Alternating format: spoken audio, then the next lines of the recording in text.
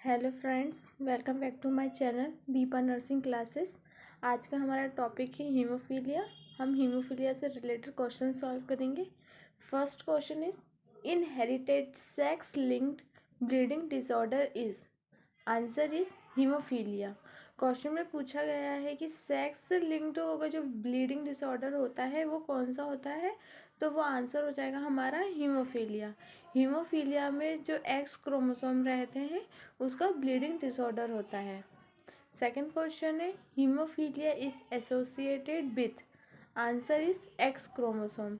जो हीमोफीलिया होता है वो किसके साथ होता है, तो आंसर हो जाएगा हमारा x chromosome. Third question which of the following is bleeding disorder. आपको यदि 4-5 ऑप्शन दिए रहे हैं और उसमें बताया जाए हीमोफीलिया हो तो हीमोफीलिया जो होता है हमारा ब्लीडिंग डिसऑर्डर होता है। फोर्थ क्वेश्चन है haemophilia A is a deficiency of. Haemophilia A है वो क्लॉट फैक्टर के कौन सी डिफिशियंसी से होता है, तो हमारा आंसर हो जाएगा 8। ऐसे आप देख लीजिए हीमोफीलिया जो है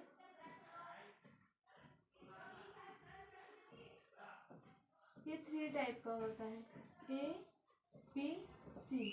जो ए रहता है वो क्लॉट फैक्टर 8 की डिफिशियंसी से होता है, बी 9 की डिफिशियंसी से होता है और सी 11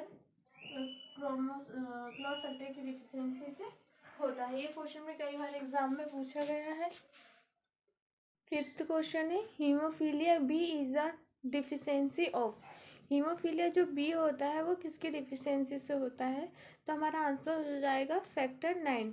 जो हीमोफीलिया बी है वो फैक्टर 9 की कमी से होता है। सिक्स्थ क्वेश्चन है drug Contra indication into haemophilia is. Answer is aspirin. जिस पेशेंट को हीमोफीलिया होता है उसे हमें कौन सी ड्रग्स नहीं देनी है, कौन सी ड्रग्स उसमें कॉन्ट्रा इंडिकेशन में आएगी, तो आंसर हो जाएगा हमारा एस्पिरिन।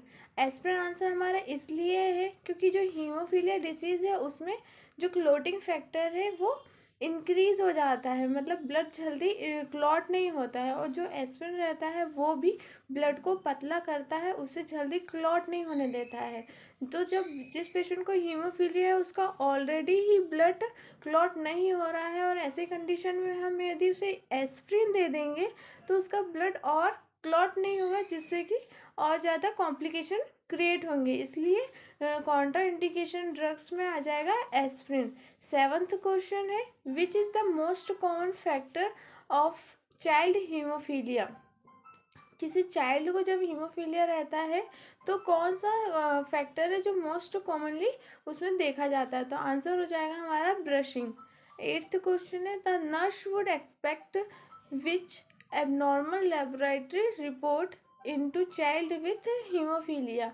एक ऐसा बच्चा जिसे हीमोफीलिया है और उसका लैब में टेस्ट कराए गए हैं, तो हमें कौन सा एबनॉर्मलिटी पाई जाएगी उसके रिपोर्ट में, तो जब हीमोफीलिया रहता है किसी पेशेंट को तो उसका जो क्लॉटिंग फैक्टर है या क्लॉटिंग टाइम है, सीटी का मतलब है क्लॉटिंग टाइम, वो इंक्रीज हो जाता है। इसका मतलब कि उसका ब्लड जल्दी से क्लॉट नहीं होता। क्लॉटिंग का टाइम जो रहेगा जितना कम होगा ब्लड उतनी जल्दी ही क्लॉट हो जाएगा। लेकिन हीमोफीलिया के पेशेंट में क्या होता है कि जो ब्लड का क्लॉटिंग टाइम रहता है वो बढ़ जाता है, ब्लड जल्दी से क्लॉट नहीं होता है जितनी देर में उसे क्लॉट हो जाना चाहिए, इसलिए हमारा आंसर होगा increase clotting time. Ninth question है हमारा a patient with haemophilia is brought to the emergency department after injury his knee. The nurse should anticipate the need to administer. एक पेशेंट है हीमोफीलिया का, हमारे पास आया है इमरजेंसी डिपार्टमेंट में, उसकी नी में इंजरी हुई है, उसके बाद वो आया है, तो नर्स उस समय क्या करेगी, तो आंसर हो जाएगा हमारा फ्रेश फ्रोजन प्लाज्मा। आंसर हमारा फ्रेश फ्रोजन प्लाज्मा क्यों है, क्योंकि हमें क्वेश्चन में बोला गया है पेशेंट विथ हीमोफीलिया, हमें ये नहीं बताया गया है क्वेश्चन में कि पेशेंट को जो हीमोफीलिया है वो कौन सा है, ए बी सी कौन सा है, ये नहीं बताया गया है। तो हम ऐसे कंडीशन में जब उसे नी इंजरी हुई है और उसको ब्लीडिंग हुई होगी तो हम ऐसे कंडीशन में ना ही तो उसे फैक्टर ए लगा सकते हैं ना बी लगा सकते हैं, क्योंकि हमें पता है ओनली कि उसे हीमोफीलिया है।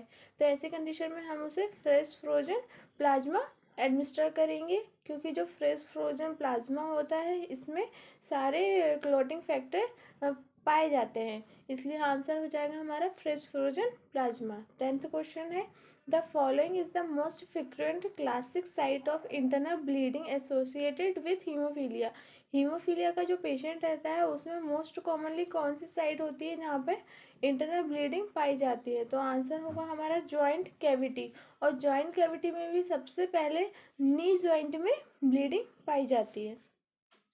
हमारा 11th क्वेश्चन है, which of the following instruction is most important when teaching home management of a child with haemophilia. यदि हीमोफीलिया का चाइल्ड है और उसे हमें टीच करना है होम मैनेजमेंट के लिए, तो कौन सा इंस्ट्रक्शन उसके लिए मोस्ट इम्पॉर्टेंट होगा? तो हमारा आंसर हो जाएगा tooth brush should be held under warm water before use. हमें उसे होम मैनेजमेंट में ये टीचिंग देना है कि जब भी आप बच्चे के लिए टूथब्रश यूज़ करेंगे उससे पहले उसे वार्म वाटर में डालना है, ताकि वो सॉफ्ट हो जाए और उससे जब ब्रश करेंगे तो जो ब्लीडिंग होने के चांसेस रहेंगे वो ना रहे, इसके लिए हम उसे टीच करेंगे।